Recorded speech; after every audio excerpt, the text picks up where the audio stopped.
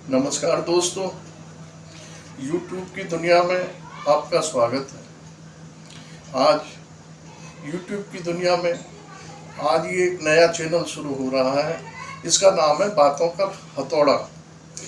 दरअसल इस चैनल का नाम बातों का हथौड़ा रखने का मकसद ये था कि आज सत्ता पक्ष या विपक्ष के कोई भी नेता कभी भी ऐसा बयान दे देते हैं जो आम चर्चा का विषय बन जाता है, या सिनेमा जगत के लोग, हीरो हीरोइन, अर्थशास्त्री, साहित्यकार, लेखक कभी भी कोई ऐसी बात कह देते हैं जिसकी चर्चा आम आदमी तक पहुंचती है और आम आदमी कई दिनों तक उस पर चर्चा करता है और वो अपनी उस चर्चा में अपनी बातों से ऐसा हथौड़ा मारता है कि वो उनके कानों तक उसकी गूंज पहुंचनी चाहिए कि आम आदमी उनकी बातों पर क्या सोचता है। हाँ तो दोस्तों, शुरुआत करते हैं। कांग्रेस पार्टी के एक नेता हैं श्री शशि थरूर जी। उन्होंने अभी पिछले दिनों एक वक्तव्य दिया था हमारे उत्तर प्रदेश के विषय में। क्या उत्तर प्रदेश कहते किसे हैं? खुद ही उन्होंने जवाब दिया। जवाब ये था कि जहां परीक्षा से पहले ही उत्तर पता चल जाए उसे उत्तर प्रदेश कहते हैं। ये जो बात उन्होंने कही है, व्यंग कसा उत्तर प्रदेश पर। अच्छा, आप मुझे बताइए, कोई राष्ट्रीय स्तर का नेता जो देशभक्ति की बात करे, अपने देश के विषय में अच्छा सोचे, अच्छा करने की बात करे, तो वो क्या अपने देश के किसी हिस्से की बुराई करेगा? नहीं करेगा ना। शशि थरूर ने क्या किया? अगर वो राष्ट्रभक्त है तो उन्हें अपने देश के किसी भी हिस्से की, किसी भी राज्य की, किसी भी भूभाग की बुराई नहीं करनी चाहिए। ठीक है, आप विपक्ष के नेता हैं, आपको सत्ता पक्ष की किसी नीति या योजना पसंद नहीं आ रही तो आप उसकी आलोचना करो ना। अपने देश के किसी एक हिस्से की बुराई क्यों करते हो? एक हिस्से की बुराई करने का मतलब ये है कि आप अपने देश से प्रेम नहीं करते। अगर प्रेम करोगे तो अपने देश के किसी भी हिस्से की बुराई नहीं करोगे। आप क्या सोचते? हमारा आप ये अच्छी तरह समझ रहे हैं कि उन्होंने उत्तर प्रदेश में भी जो परीक्षाएं के पेपर लीक हुए हैं उस पर तंज कसा है।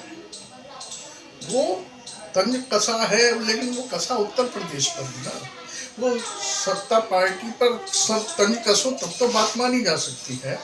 उत्तर प्रदेश पर तंज कसने का मतलब है कि आप अपने देश से, संपूर्ण देश से प्यार नहीं करते, आप सिर्फ देश के किसी एक हिस्से से प्यार करते हैं, जो कि ये गलत।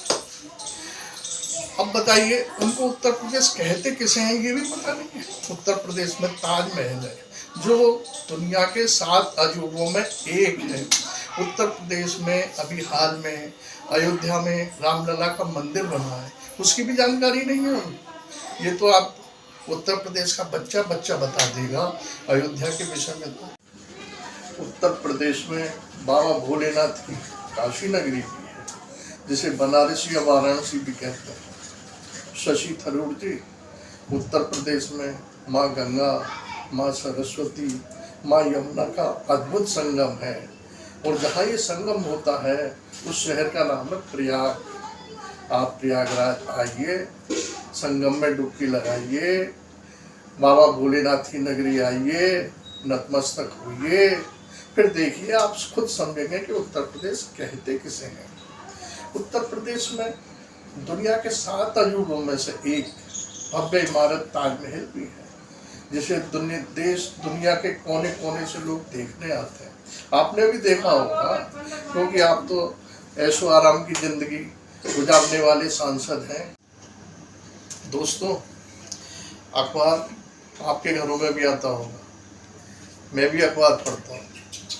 कभी कभी क्या रोजाना ही है, अखबारों में छोटी छोटी ऐसी खबरें होती हैं जिन्हें हम पढ़कर ध्यान नहीं देते, लेकिन वो खबरें बड़ी महत्वपूर्ण होती हैं। वो हमें सोचने को मजबूर कर देती हैं। अब मजबूर क्या, मैं एक खबर आपको बताता हूँ। एक महिला अपने पति और 4 बच्चों को छोड़कर अपने प्रेमी के साथ भाग गई। महिला ने अपने प्रेमी के साथ मिलकर अपने 3 बच्चों को नदी में डुबोकर मार डाला। हर कोई खबर को पढ़ेगा, अखबार रख देगा, लेकिन मैं इन दोनों खबरों को पढ़ के कम से कम आधा घंटे तक चिंतन किया, सोचता रहा कि इन लोगों ने प्रेम को समझ क्या रखा।